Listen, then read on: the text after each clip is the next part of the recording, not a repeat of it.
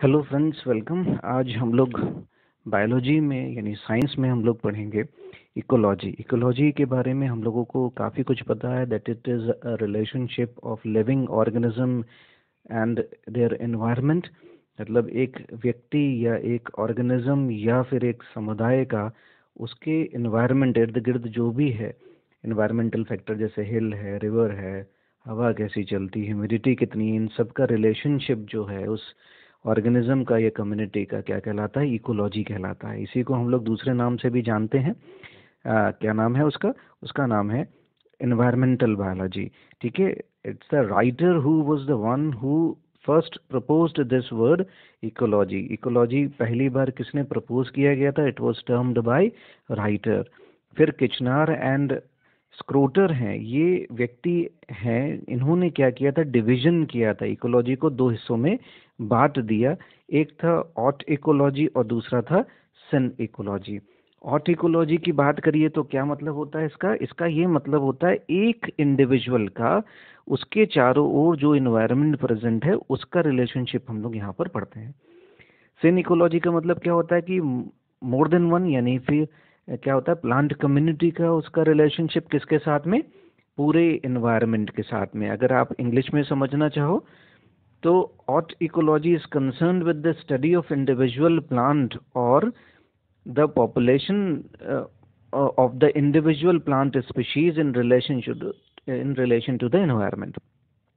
सिन की बात करो तो प्लांट कम्युनिटी और उसका रिलेशनशिप उसमें स्टडी किया जाता है। ठीक है, आगे बढ़िए। तो यहाँ पर ब्रांचेस हैं, यानी कि कितनी ब्रांचेस हैं?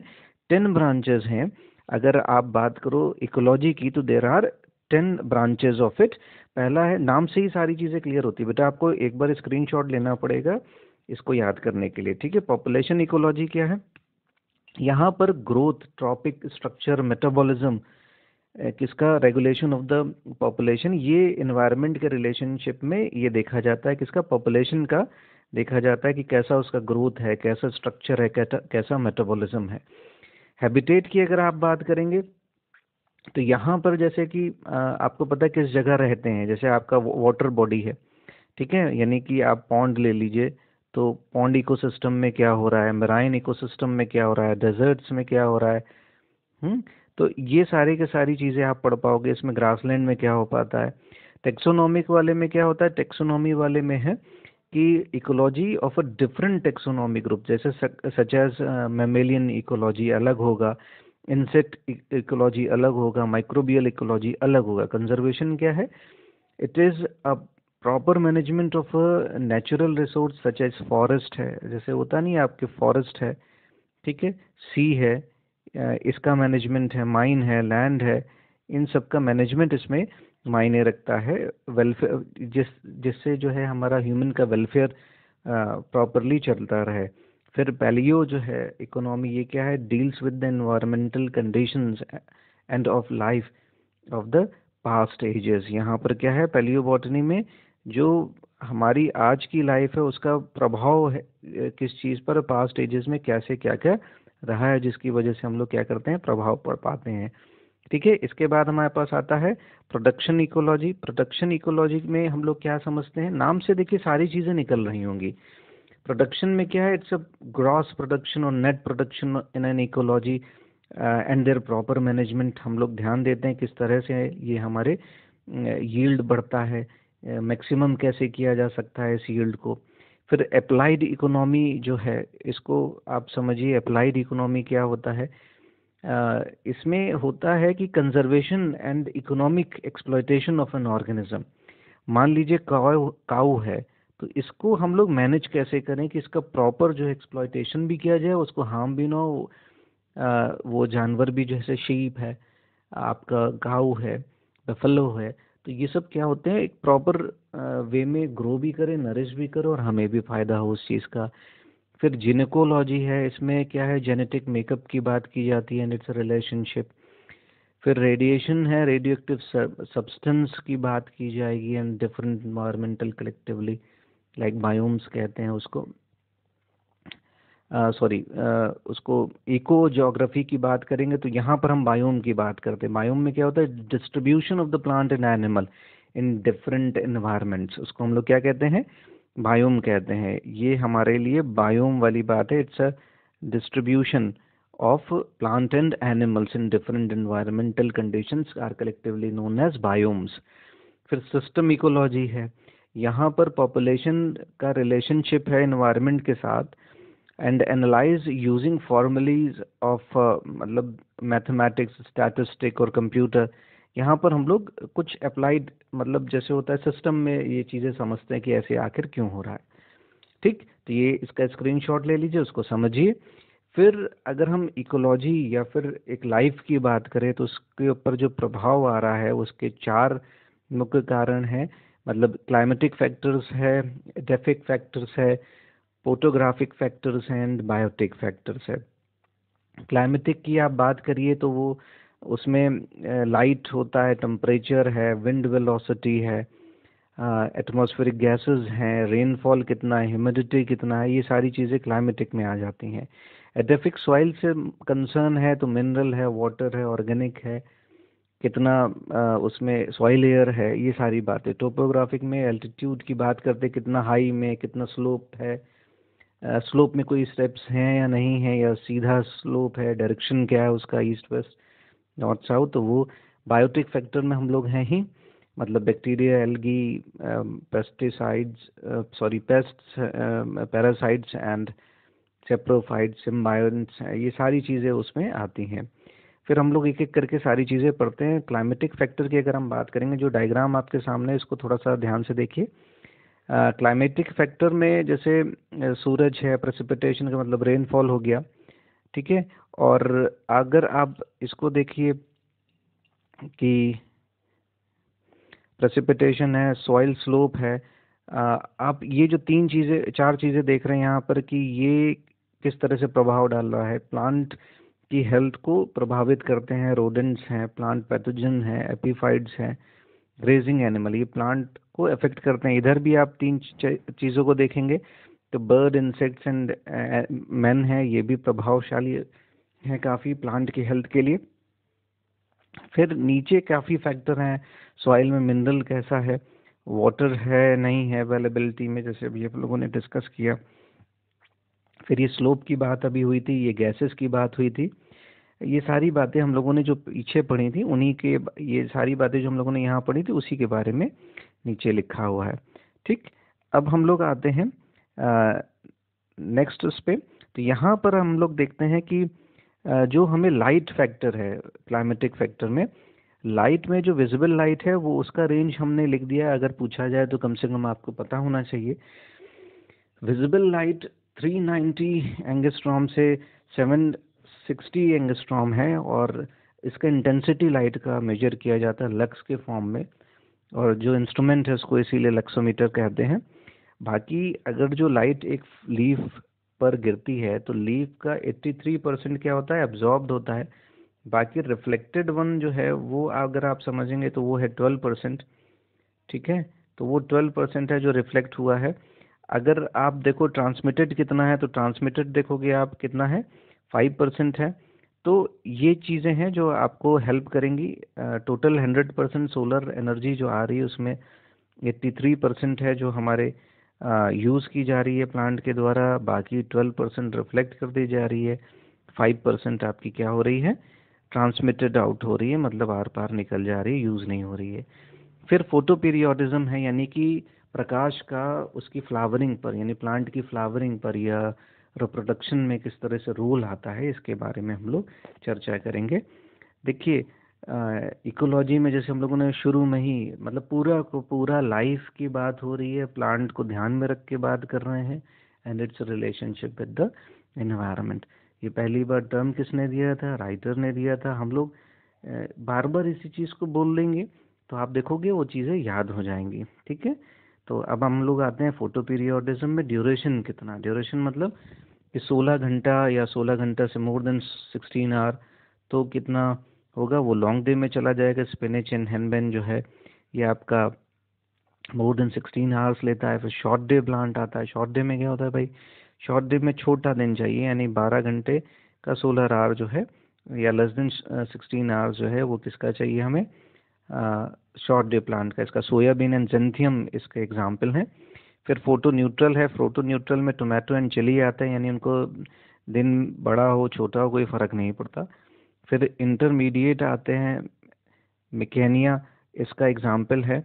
फिर आता है ये जो सबसे इम्पोर्टेंट है, ये वाला जिसमें दिक्कतें आती हैं और पूछता भी बहुत ज़्यादा है, एम्फी फोटो पीरियोडिक जो होता है, बाकी तो नाम से ही निकल रहा है। एम्फी फोटो पीरियोडिक है क्या? एम्फी फोटो पीरियोडिक में जो है हम लोगों को ये पता है होना चाहिए कि बिलो या तो 12 हो, या तो क्या हो, बिलो 12 हो, या फिर क्या हो, ग्रेटर देन 16 हो, इंटरमीडिएट वाला ना हो, तो वो अच्छा ग्रो करेगा। जैसे मीडिया एलेगन इसका एग्जाम्पल है कि इसमें 12 घंटे से कम रोशनी में या तो फ्लावर हो जाता है, या तो 16 घंटे से अधिक रोशनी में ये फ्लावर करता है। लेकिन बीच के माध्यम काल में, जैसे इंटरमीडिएट वाला है, इसको कितना चाहिए होता है, 13 से कितना चाहिए होता है, 15 आवर्स चाहिए होता है। तो इस तरह का उसको ड्यूरेशन नहीं चाहिए, तो कम या तो ज़्यादा। फिर लॉन्ग शॉर्ट डे प्लांट है। लॉन्ग शॉर्ट डे में शुरुआती दिनों में, यानी one seedling plant required to have a longer day, और जब वो मेच्योर होता है, फ्लावरिंग मेच्योर स्टेज पे आता है, रिप्रोडक्शन की बात आती है, तब ये क्या चाहता है, लॉन्गर डे ड्यूरेशन चाहता है। जैसे ब्रायोफाइलम की बात कर रहे हैं, इम्पॉर्टेंट ये भी है। शॉर्ट लॉन्ग डे प्लांट की बात करिए तो यहाँ पर शुरुआती सीडलिंग के दौर में, यानी जब छोटा है पौधा, उस समय उसको छोटे ड्यूरेशन का 16 डे चाहिए, और जब वो मेच्योरिटी पे आता है तब उसको कितना चाहिए, 16 आवर और मोर देन 16 आवर्स चाहिए होते हैं। ठीक है, इसको एक बार स्क्रीनशॉट ले लीजिए तो आपको याद हो जाएगा। फिर दो टर्म है, फोटोफिलस एंड स्कियोफिलस। फोटोफिलस एंड स्कियोफिलस, अगर इसकी आप बात करिए, फोटोफिलस का दूसरा नाम है हेलियोफिलस। सन लविंग, आपको नाम से ही समझ में अब आ गया होगा, सन लविंग का मतलब हो गया ऐसे पौधे जिन्हें सूरज की रोशनी पसंद है। सनफ्लावर, इसमें कुछ बताने वाली बात नहीं है। स्कियोफिलस क्या है, ये शेड लविंग है, मतलब सन हेटेड नहीं है, उनको कोई परेशानी नहीं है, लेकिन शेड लविंग है ये। जैसे अबीज है, पिसिया है, टेक्सस है, इम्पॉर्टेंट है काफ़ी ये नाम। हेलियोफोबस जो नाम है ये इम्पॉर्टेंट है, आप इसको याद कर लिए। फिर आता है एक टर्म आता है जो बहुत पूछा जाता है, वो है ऑस्कर सिंड्रोम। ऑस्कर सिंड्रोम जो है, सिल्वर टाउन ने पहली बार टर्म किया हुआ है इसको। ये 1987 में ये पहली बार टर्म किया गया था सिल्वर टाउन के द्वारा, ऑस्कर सिंड्रोम। इसमें है क्या, आपको मैं बताऊं कि कभी कभार डेंस फॉरेस्ट होते हैं, उनमें इतना ज़्यादा घना कैनोपी ऊपर बन जाता है कि नीचे जो है, जो छोटे छोटे पौधे हैं, इनको रोशनी उतना उपलब्ध ही नहीं हो पाता है। लॉन्ग डे प्लांट हैं, लेकिन उनके क्या है, बहुत ज़्यादा रोशनी मिलता ही नहीं, इतना घना जो है कैनोपी ऊपर बना हुआ है कि वो जो है नीचे की तरफ रोशनी जो सन से आ रही है वो जा ही नहीं पाती है। तो ऐसे केसेस में क्या होता है, सिंड्रोम जो आता है, डेफिशिएंसी सिंड्रोम आता है, उसी को ऑस्कर सिंड्रोम कहते हैं। ठीक, इसी को हम लोग जानते हैं, इसको बेटा ज़रूरी है याद कर लीजिए। फिर नेक्स्ट आप इस चीज़ को और थोड़ा सा समझिए, ये जो मैं बताने जा रहा हूँ, ये जैसे आप इसको समझिए, फिगर को, अब मेरे हिसाब से सबको दिख रहा होगा कायदे से। अगर आप ऊपर जाइए और इधर नीचे की तरफ जाइए, मतलब एक ऐसी जगह है जहाँ से हिल शुरू हो रहा है, तो जो इन्वायरमेंट यहाँ पर है वही इन्वायरमेंट यहाँ पर भी मिलेगा, और फर्दर भी वही वही इन्वायरमेंट मिलता है, तो याद रखने में आसानी होगी। जैसे ट्रॉपिकल फॉरेस्ट, फिर आप देखो डेजर्ट ग्रासेस है, फिर डेजर्ट एंड ग्रासलैंड्स हैं, या डेसिडुअस फॉरेस्ट है, उसके बाद फिर कॉर्निफरस है, तो यहाँ पर भी कॉर्निफरस है, और फर्दर जो है जाओगे तो स्नो लाइन आ जा रही है धीरे से शर्ब के बाद, तो यहाँ भी शर्ब्स के बाद स्नो लाइन आ जा रही है। ठीक है, तो इसको थोड़ा सा आप देख लीजिए ताकि आपको याद हो जाए। ठीक है, अच्छा, इसी को थोड़ा सा हम लोग और समझते हैं, एक दो टर्म है हमारे लिए बहुत ज़रूरी है जिसके बारे में हम लोग बात कर लेते हैं। जैसे एक टर्म दिया हुआ हार्डनिंग। हार्डनिंग का मतलब क्या होता है, पौधे की शुरुआती दौर में, व्हेन इट इज सीडलिंग, आप इसको क्या करिए, पहले लो टेम्परेचर को दीजिए और थोड़ा पानी कम दीजिए, तो हम देखते क्या है, ये बड़ा अच्छा ग्रो करता है, और ये रेजिस्टेंट होता है दो चीज़ों के लिए, कि कभी अगर पानी ना मिले और कभी बहुत ज़्यादा ठंडा हो तो सरवाइव कर जाता है पौधा।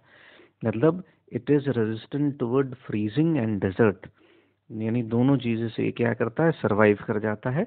It is resistant for the freezing and desert. तो ये हार्डनिंग प्रोसेस कहलाती है। इसको क्या कहते हैं हम लोग? हार्डनिंग कहते हैं। अगर आप इसी को थोड़ा सा और डिटेल करो कि टेम्परेचर का इफेक्ट, ये टेम्परेचर के इफेक्ट की बात बता रहा हूँ, तो टेम्परेचर के जो है 3 जो इफेक्ट है उसके अकॉर्डिंग से मैंने यहाँ पर एक कैटेगरी बनाई है। वेजिटेशन हमारा 3 तरह का होता है, वो उसको समझ लेते हैं। मेगाथर्म है, मीजोथर्म है, माइक्रोथर्म है और हेकिस्तोथर्म है। तो जो मेगाथर्म है ये ट्रॉपिकल है, मतलब ये जो आपका पहला वाला है ये क्या है? आपका मेगाथर्म है। ठीक है, जो ट्रॉपिकल रीजन है, मतलब यहाँ पे ट्रॉपिकल फॉरेस्ट आते हैं, high temperature through out the year.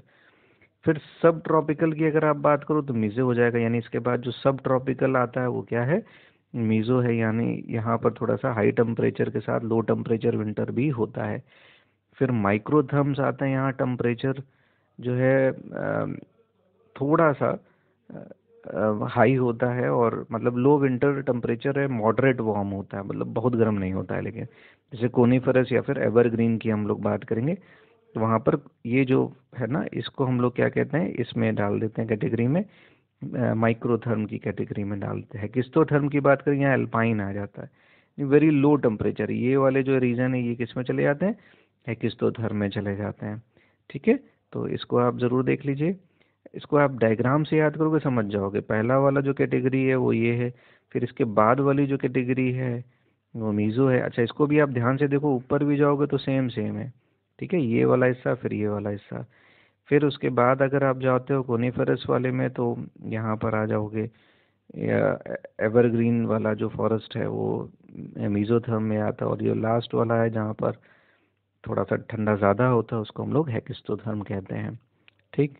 अच्छा, एक चीज़ और है, जैसे फोटोफिलस और स्कियोफिलस की अगर हम लोग बात करें तो इसमें अगर डिफरेंशिएशन आ जाए तो इसको समझिए कि ये सूरज की रोशनी में है तो स्ट्रॉन्ग तने होंगे, इंटरनोड छोटे होंगे, लीव भी छोटी होंगी।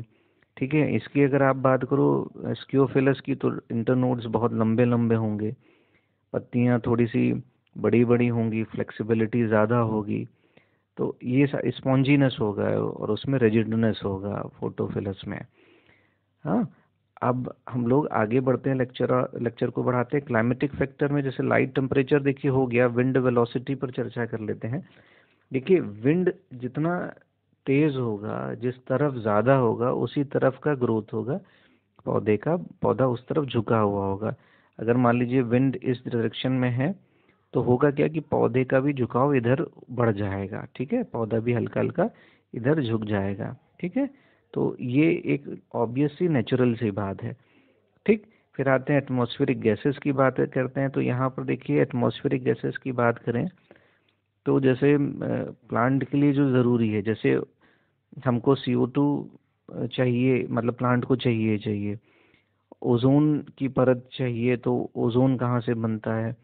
CO2 और वाटर वेपर चाहिए, तो उसका कंपोजिशन चाहिए जो प्रॉपर वे में हो तो ज़्यादा अच्छा है। ठीक है, तो नाइट्रोजन की बात करिए तो वेजिटेशन हमारा जो बैलेंस्ड वे में है बिकॉज ऑफ द नाइट्रोजन। इसको हम लोग कभी फिजिक्स में पढ़ेंगे या डिटेल करेंगे तब चर्चा करेंगे। रेनफॉल, प्रेसिपिटेशन की बात हो रही है। देखिए, प्रेसिपिटेशन की अगर हम लोग बात करेंगे तो मैंने शायद इंक्लूड नहीं किया है अभी, हाँ ये रहा। प्रेसिपिटेशन की अगर आप बात करो तो देखिए, जो जीरोफिटिक प्लांट्स हैं वहाँ पर पानी क्या है, लगभग 20 इंच का या फिर 50 सेंटीमीटर वर्षा हो रही है या उससे कम हो रही। ग्रासलैंड की बात करिए आप तो यहाँ पर 50 से 100 सेंटीमीटर की वर्षा है। 100 से 150 आपका ट्रॉपिकल डेसिडुअस फॉरेस्ट में है। फिर 150 से 200 जो है आपका मिक्स्ड, यानी यहाँ पर डेसिडुअस और एवरग्रीन दोनों हैं। जैसे हमारा भारत ड्राई डेसिडुअस है लेकिन यहाँ पर एवरग्रीन भी है, कुछ रीजन में 200 के आसपास भी टेम्परेचर बारिश होती है। आपका मोर देन 200 जैसे मासनराम है हमारा, जहाँ पर एवरग्रीन फॉरेस्ट पाए जाते हैं।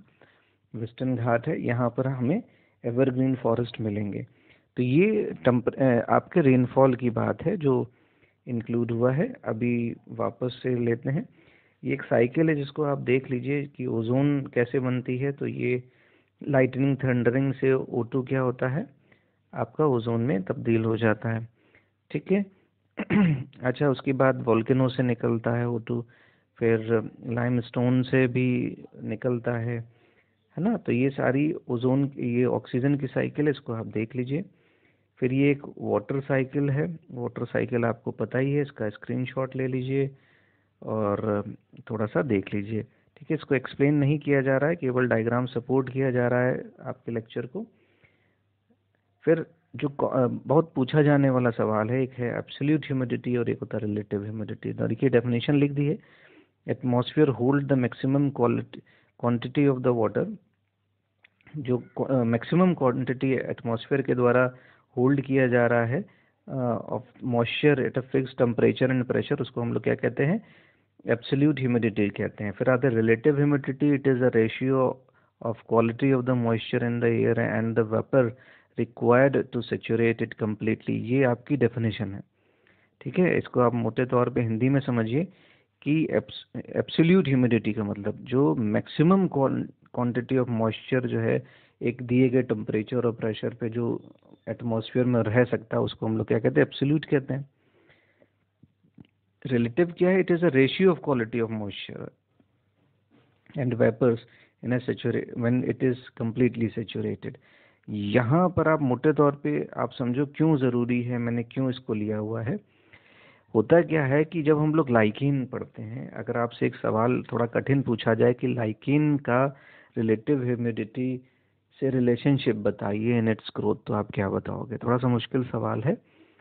होता क्या है कि जितना ज़्यादा इवेपोरेशन होगा, क्या होगा, जितना ज़्यादा इवेपोरेशन होगा, जो इवेपोरेशन है वो जितना ज़्यादा होगा, ठीक है, और क्यों होगा ज़्यादा, क्योंकि जो है रिलेटिव ह्यूमिडिटी वहाँ पर उतना ही लो होगा। यानी ये जितना लो कर जाएगा उतना इवेपोरेशन हाई कर जाएगा, और ऐसी कंडीशन में क्या होता है, लाइकेन बहुत इजीली ग्रो कर जाता है। लाइकेन्स क्या करते हैं, बहुत इजीली ग्रो कर जाते हैं। इसको आप फिर से याद रखिएगा, मैं फिर से बता दे रहा हूँ कि रिलेटिव ह्यूमिडिटी जो है, आपकी रिलेटिव ह्यूमिडिटी जो है, ये जितनी ज़्यादा होगी उसका रिजल्ट क्या होगा, उसका रिजल्ट कॉन्सिक्वेंस ये होगा कि इवेपोरेशन जो होता है, इवेपोरेशन इवेपोरेशन मैं उल्टा बोल गया हूँ, ये लो होना चाहिए, मतलब रिलेटिव ह्यूमिडिटी लो होगा तो इवेपोरेशन बहुत ज़्यादा हाई होगा। इसका कॉन्सिक्वेंस या रिजल्ट यूँ होगा कि लाइकेन बहुत अच्छे से उस एरिया के सी वाटर में ग्रो कर जाएगा। ठीक है। अच्छा, फिर आगे पढ़ते हैं एडाफिक फैक्टर। एडाफिक फैक्टर हमें पता ही है, सॉइल से कंसर्न है, और सॉइल की स्टडी को हम लोग क्या कहते हैं, पेडोलॉजी कहते हैं। ठीक है, रॉक 3 प्रकार की होती है, इग्नियस, मेटामॉर्फिक एंड सेडिमेंट्री। इस पर हम चर्चा बहुत डिटेल में नहीं करते हैं, आप पता है। बाकी आते हैं ऐसे प्लांट जो रॉक पर ग्रो करते हैं, उनको हम लोग क्या कहते हैं, रॉक पर जो ग्रो करते हैं उन्हें हम लोग क्या कहते हैं, उनको हम लोग कहते हैं लिथोफाइट्स कहते हैं। फेस्मोफाइट्स की बात करिए तो फेस्मोफाइट्स जो होते हैं ये होते हैं ऑन द सैंड, किस पे ग्रो करते हैं, सैंड पे ग्रो करते हैं। ठीक है। अच्छा, हेलोफाइट्स आपको पता ही है, दे ग्रो ऑन द सेलाइन, जो आपकी सेलाइन सॉइल है उस पर ये लोग बहुत अच्छा ग्रो करते हैं। आपको ऑक्जेलो नहीं पता होगा, अगर तो हम बता देते हैं, ऑक्जेलो क्या, it is the acidic soil, acidic soil पर ये लोग अच्छे से ग्रो कर पाते हैं ऑक्जेलोफाइट्स। चेस्मोफाइट्स की अगर बात करें तो चेस्मोफाइट्स जो होते हैं ये क्रैक्स पर, मतलब दरारें जो होती, क्रैक्स एंड क्रेविसेस जो होते हैं उनमें ये ग्रो करते हैं। क्रैक्स एंड क्रेविसेस पर ये लोग बहुत अच्छे से ग्रो कर जाते हैं। ठीक है। अच्छा, फिर आता है कैल्सीफाइट। कैल्सीफाइट ऐसे है जो कैल्शियम रिच सॉइल है। कैल्सीफ्यूग क्या है, कैल्शियम डेफिशिएंट सॉइल है जिस पर ग्रो किया जा रहा है। तो ये कुछ बातें हैं जिन्हें आपको कंठस्थ कर लेनी, कम से कम ये गलतियां नहीं होनी चाहिए। ठीक है। तो सैंड पर ग्रो करने वाले को हम लोग क्या कहते हैं, फेस्मोफाइट। सेलाइन सॉइल पर ग्रो करता है हेलोफाइट। एसिडिक सॉइल पर ऑक्जेलो। रॉक पर लिथो। चेस्मोफाइट वो होता है, कौन होता है बताइए, that grow in the plant that those grow in the cracks and crevices. Calciphyte ऐसी पौधे जो उन सॉइल पर ग्रो करते हैं जहाँ पर कैल्शियम अधिकता में पाया जाता है। ऐसी सॉइल जिसमें कैल्शियम डेफिशिएंट हो, यानी कि बहुत अल्प मात्रा में पाया जाता है, वहाँ पर जो पौधे ग्रो करते हैं उन्हें हम लोग कैल्सीफ्यूग कहते हैं। 3 तरह की रॉक होती है, igneous rock, metamorphic rock and sedimentary rock. अब हम लोग आते हैं कॉन्सेप्ट जो बहुत पूछता है, वो है लोम सॉइल, लोमी सॉइल। तो लोमी सॉइल की अगर हम लोग बात करें, अगर आपको कुछ याद आ रहा हो तो कमेंट बॉक्स में आप लोग अपना टिप्पणी ज़रूर दीजिए। तो यहाँ पर हमें 3 चीज़ें पता लग रही हैं। मैं कहिए तो आपको नेक्स्ट पेज में समझा देता हूँ। यहाँ पर आप समझिए साइजेस के हिसाब से हमारे पास एक कैटेगरी होती है जिसको हम लोग कहते हैं ग्रेवल। ग्रेवल क्या है? सबसे ऊंची कैटेगरी है। फिर फाइन ग्रेवल आ जाता है, फाइन ग्रेवल है। फिर फाइन ग्रेवल के बाद है कोर्स ग्रेवल, ठीक है, कोर्स सैंड है। फिर फाइन सैंड है, ठीक है, ये फाइन सैंड है। ये कैटेगरी है बेस्ड ऑन द साइज है। फिर फाइन सैंड के बाद जो है आपका सिल्ट आ जाता है, और सिल्ट के बाद क्ले सबसे छोटा। अच्छा देखिए, आपको पीछे से याद रखना, आगे से नहीं याद रखना। हमारे लिए इम्पोर्टेंट ये 3 है जिसको हमें लोम में समझाना है।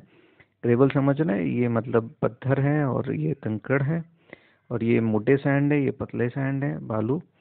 और ये सिल्ट है, ये क्ले है। क्ले वाले में क्या है, जो साइज है वो इवन स्मॉलर है। किससे? 0.002 mm से भी छोटे दाने हैं, ठीक है ना। अगर आप इसकी बात करो तो कितना है दाने का साइज? 0.02 से 0.002। अगर आप सैंड की बात करो तो ये कितना साइज है? 0.2 से कितना है? 0.02 mm। ये जो है साइज है, ठीक है। अब इन तीनों का रेशियो 40/40/20 जो है, इस रेशियो में मिल के क्या बनाएंगे? लोम बना देंगे, ठीक है, जो बहुत उपजाऊ मिट्टी होती है, आपको पता ही है। अगर क्लियर हैं आप तो हम लोग फिर से पढ़ लेते हैं इसी चीज़ को। लोम क्या है कि ये मिश्रण है 40/40/20 का, किसका? सिल्ट का, सैंड का, सिल्ट का एंड क्ले का रिस्पेक्टिवली, ठीक है।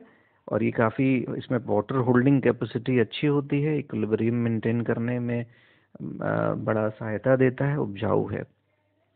फिर हमने एक कॉन्सेप्ट और जो पढ़ा हुआ है वो है holard. Holard is a total moisture contained by the soil. Soil में जितना टोटल मॉइस्चर प्रेजेंट होता है उसी को हम लोग क्या कहते हैं? होलार्ड कहते हैं। इसके 2 प्रकार होते, उसमें 2 वर्गीकरण है, एक है इचार्ड और है क्रेशार्ड। तो इचार्ड जो है वो क्या है? It is the unavailable soil moisture, जो प्लांट के लिए अनअवेलेबल, उसको हम लोग इचार्ड कहते हैं। अब हम क्रेशार्ड कहेंगे तो ऐसा moisture which is available for the plant. तो अनअवेलेबल इचार्ड एंड अवेलेबल क्रेशार्ड, ठीक है। अब जो इसमें बहुत ज़रूरी चीज़ है, ये होता है ग्रेविटेशनल वाटर जो है, जो हम लोग जो पानी, ऐसा पानी जो सॉइल में है लेकिन प्लांट के लिए उपलब्ध नहीं होता है, क्योंकि ये धीरे धीरे प्रेसिपिटेट करके नीचे मतलब धीरे धीरे सूखते सूखते नीचे चला जाता है, लेकिन प्लांट को नहीं मिल पाता, काफ़ी डेप्थ में होता है। कैपिलरी वाटर ऐसा वाटर होता है जो प्लांट के लिए, बहुत बार पूछा गया सवाल है, फिर से मैं एक बार बोल दे रहा हूँ, इंग्लिश में भी बोल दे रहा हूँ। Gravitational water is not available for the plant, ठीक है, but it is a big soil water reservoir, जो हम लोग बाद में निकाल लेते हैं ट्यूबवेल से। If you talk about the capillary water, it is present in the spaces around the soil particle and it is available for the plant, ठीक। और कुछ पानी और भी प्रेजेंट होता है जो सॉइल में एक केमिकली बॉन्ड है, जैसे हम एग्जांपल ले लेते हैं MgSO4.7H2O। तो ये क्या है? केमिकली बॉन्ड है ना। ये जो आपका है, आपने पढ़ा होगा 0.7H2O, ये आपने पढ़ा हुआ है। तो ये क्या है? एक केमिकली बॉन्डेड वाटर है जो अनअवेलेबल है एक क्रिस्टल फॉर्म में। जैसे कोई मॉलिक्यूल किसी चीज़ को सोख ले अपने में, तो उसको हम लोग क्या कहते हैं? इसके बाद एक और कॉन्सेप्ट है विल्टिंग का। विल्टिंग क्या होता है कि अगर ट्रांसपिरेशन रेट जो है वो ज़्यादा हो जाए एब्जॉर्प्शन रेट से, तो उसको हम लोग क्या कहेंगे? विल्टिंग कहेंगे। क्या होगा? जब transpiration rate is higher than the rate of absorption of water, तो उसको हम लोग विल्टिंग कहेंगे। टेम्परेरी परमानेंट 2 तरह की विल्टिंग होती है। जब रिकवर ना हो प्लांट तो उसको हम लोग परमानेंट कहते हैं। रिकवर हो जाए तो उसके बाद आपका एक फैक्टर है पीएच वाला, सॉइल में जो हम लोग बात करते हैं पीएच वाला फैक्टर है। पीएच फैक्टर में 3 तरह के, एक न्यूट्रल है, एसिडिक है, और एसिडिक सॉइल किसके लिए, ऑक्जेलोफाइट्स भी होता है, जिसकी हम लोग चर्चा अभी थोड़ी देर पहले किए थे। जब H+ कंटेंट ज़्यादा होते हैं तो एसिडिक होता है, यानी पीएच उसका क्या होता है। आप लोग हमें कमेंट बॉक्स में बताते रहिए अगर आपको पता है तो। हाँ, जब H+ आयन ज़्यादा होंगे तो फिर क्या होगा, pH <7 होंगे, और जब OH- ion more than H+ ion तो वो क्या होगा, बेसिक होगा, और इसका pH क्या होगा, 7 से ज़्यादा होगा। ये लेक्चर बहुत लंबा हो जाएगा। आई होप इतना वीडियो आपको समझ में आया। नेक्स्ट लेक्चर के लिए इसी को, इकोलॉजी को हम लोग कंटिन्यू करेंगे बचे हुए भाग के लिए। तब तक के लिए धन्यवाद। Thank you.